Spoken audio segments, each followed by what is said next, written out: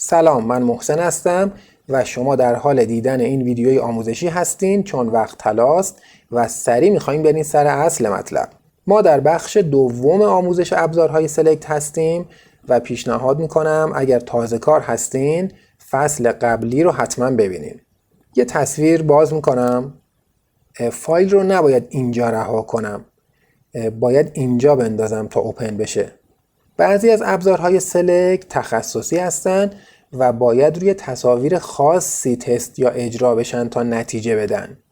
از تولبار ابزار لسو رو انتخاب میکنم. با نگه داشتن کلید سمت چپ ابزارها باز میشن. با این ابزار میتونیم کلیک کنیم و به صورت آزادانه به هر شکلی که میخوایم کار سلکت رو انجام بدیم.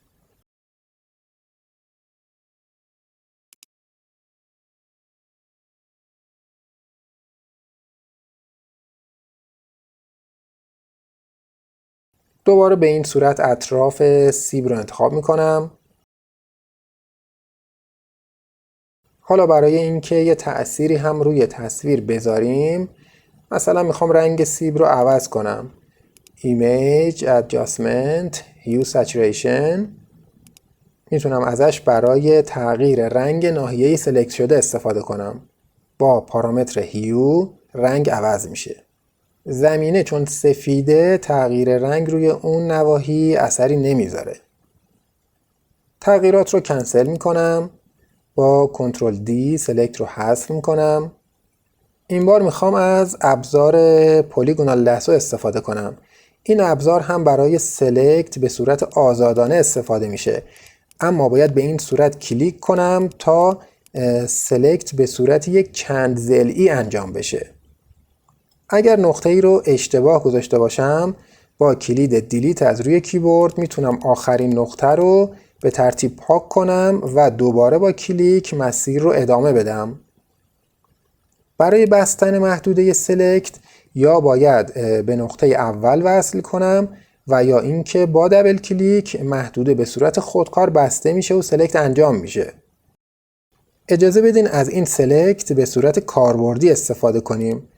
حالا به این صورت LCD رو انتخاب میکنم و با دبل کلیک سلکت رو میبندم.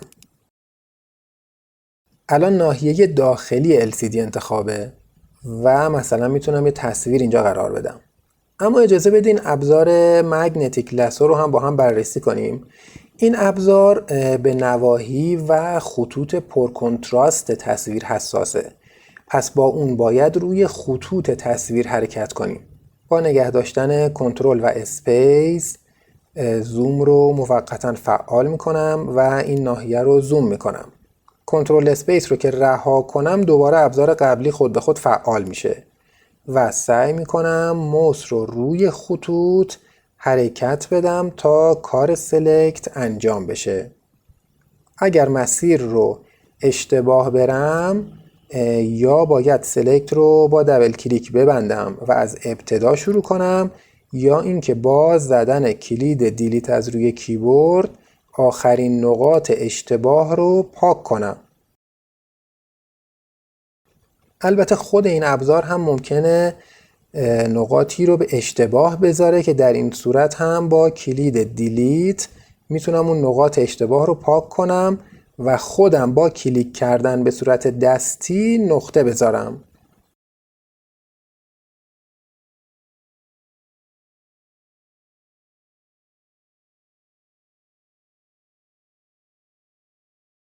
با اتصال به نقطه آغازین یا دبل کلیک سلکت رو میبندم و حالا مثلا با ابزار موو میتونم این ناحیه رو جابجا کنم. البته الان اینجا سایه کپ لنز جا میمونه و اثر مطلوبی به جا نمیذاره. فعلا داریم ابزار رو تست میکنیم و شیوه های اصولی رو در ادامه درس بررسی میکنیم. آندو میکنم و کنترل 0 میزنم. با انتخاب حالت اد که فصل قبل توضیح دادم میتونیم یه محدوده جدید رو حتی با یه ابزار سلکت دیگه به محدوده قبلی اضافه کنیم. الان هم LCD انتخابه و هم کپ لنز. حالا میخوام ابزارهای سلکت این قسمت رو توضیح بدم. ابزار Object Selection سعی میکنه اشیاء داخل تصویر رو تشخیص بده و اطراف اون رو به طور خودکار سلکت کنه. از پنجره هیستوری برمیگردم به حالت اول. با این ابزار کافیه موس رو چند لحظه روی شی نگه دارم تا فتوشاپ اون رو تشخیص بده و دیتکت کنه. به این صورت و حالا کلیک میکنم. با فعالسازی حالت اد یا نگه داشتن کلید شیفت میتونم یه آبجکت دیگر رو هم به سلکت اضافه کنم.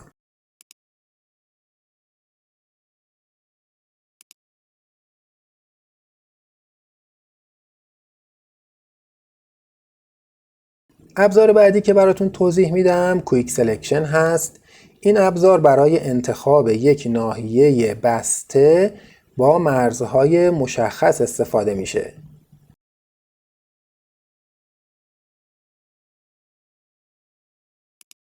به این صورت کل درب رو تشخیص میده و سلکت میکنه. یا به این شکل سیب رو انتخاب میکنه. البته چون ابزار در حالت اد قرار داره اون رو به درب لپتاپ اضافه میکنه. با نگه داشتن آلت و شیفت میتونیم بین حالت اد و سابترکت که در فصل قبلی توضیح دادم سویچ کنیم. در حالت سابترکت سیب رو از انتخاب خارج میکنم. با کلیدهای کروش باز و کروش بسته از روی کیبورد میتونیم اندازه ابزار رو تغییر بدیم. هرچی اندازه کوچیکتر باشه برای انتخاب نواحی کوچیکتر و ظریفتر مناسبه. الان صفحه موبایل رو به انتخاب قبلی اضافه میکنم. شما اندازه ابزار یا اصطلاحاً تنظیمات براش اون رو از اینجا هم میتونین تغییر بدین.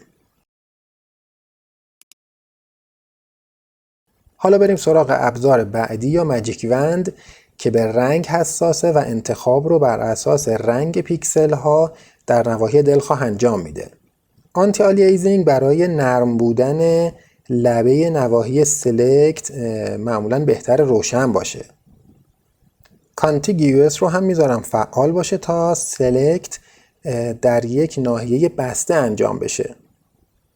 حساسیت ابزار هم که فعلا روی 50 هست. روی LCD کلیک میکنم. میبینیم که کل درب لپتاپ سلکت میشه. با کنترل دی سلکت میکنم. حالا این رنگ در کل تصویر سلکت میشه. یعنی هر جا تصویر خاکستری باشه انتخاب میشه که این الان گزینه مناسب و دلخواه من نیست. پس حالت پیوسته رو دوباره فعال میکنم. یک بار محدوده انتخاب رو با تولرانس 50 ببینیم.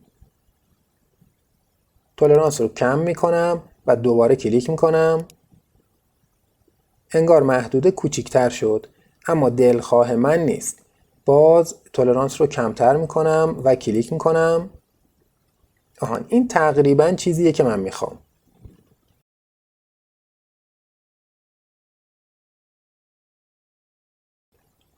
اینجا یک کلیدی داریم به نام کویک ماسک که نواحی انتخاب شده یا انتخاب نشده رو به صورت رنگ نشون میده.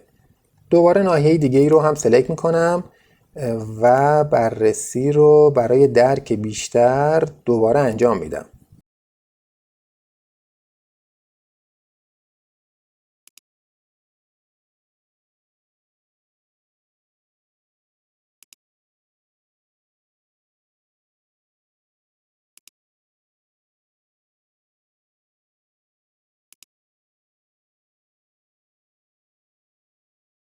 دقت کنیم که مود کویک ماسک فقط برای بررسی نیست و در این حالت ابزارهای براش مثل قلمو هم به عنوان ابزار سلکت عمل میکنن.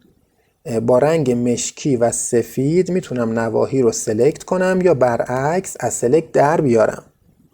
با کروشه یا براکت از روی کیبورد اندازه براش رو تغییر میدم و روی صفحه میکشم. حالا با رنگ سفید سیاه از انتخاب خارج کرد و سفید انتخاب کرد. اجازه بدین یه فیلتر به صورت تستی عمل کنم تا بهتر متوجه بشین. با کنترل منها زوم میکنم عقب. مثلا یه همچین چیزی.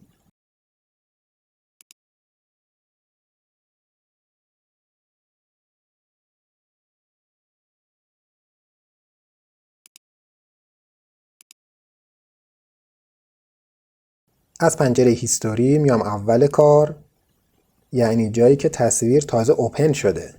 میخوام یه مثال کاربردی بزنم. با ماجیک وند و تولرانس 20 صفحه لپتاپ رو انتخاب میکنم. یه عکس دیگه میارم. تصویر رو انتخاب میکنم. ادیت کپی.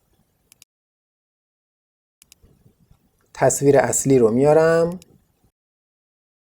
ادیت پیست اسپیشیال. پیست اینتو. اینجوری تصویر داخل ناحیه سلکت پیست میشه و اصطلاحاً ماسک میشه که بعداً بیشتر توضیح میدم. با ابزار موو میتونم جای تصویر رو تغییر بدم. ببینین در پنل لیرز یه لایه درست شده و ماسک هم شده که در مورد لایه ها و ماسک ها بعداً مفصل در فصل های بعدی صحبت میکنم. خب تا اینجای کار مطالب زیاد شد و بقیه مبحث سلکت رو در فصل بعدی ادامه میدم.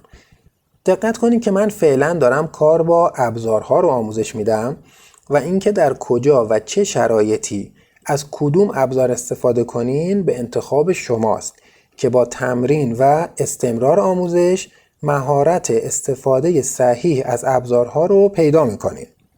اگر از این فصل لذت بردین کانال ما رو سابسکرایب کنین و آموزش رو لایک کنین. سوالاتتون رو هم در قسمت کامنت ها میتونین بپرسین.